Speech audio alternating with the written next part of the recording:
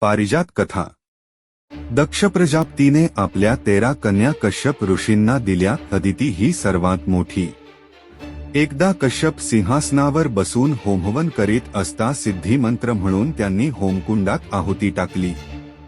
त्याबरोबर होमकुंडातून एक वृक्ष निघाला.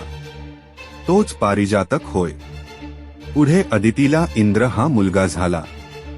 त्याला जेव्हा कश्यपांनी अमरावतीचे राज्य दिले तेव्हाच तो प्राजक्त वृक्षही दिला. तेव्हापासून तो वृक्ष अमरावतीस होता. एकदा कैलास पर्वतावर पार्वती शंकराला म्हणाली, तुम्ही एवढे सामर्थ्यवान परमेश्वर, तो कश्यप ऋषी एक यहश्चित मनुष्य असे असताना त्याने रंग, रूप, सुगंधयुक्त असा अपूर्व पारिजातक निर्माण केला आणि आता तो इंद्राच्या अमरावतीस आहे. मला तो एकदा बघायचा आहे. हे ऐकून लगेच शंकराने पार्वतीला कैलासाच्या एका भागावर आणले.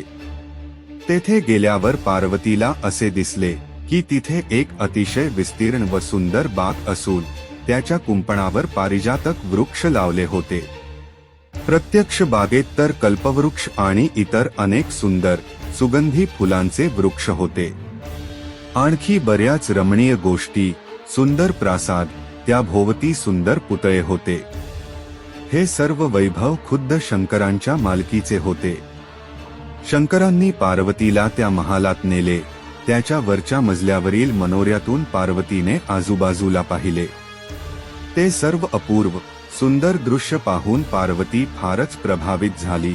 तसेच ज्या पारिजातकासाठी आपण कश्यपाची प्रशंसा केली तसे हजारो पारिजातक वृक्ष त्याभोवती कुंपणासारखे होते.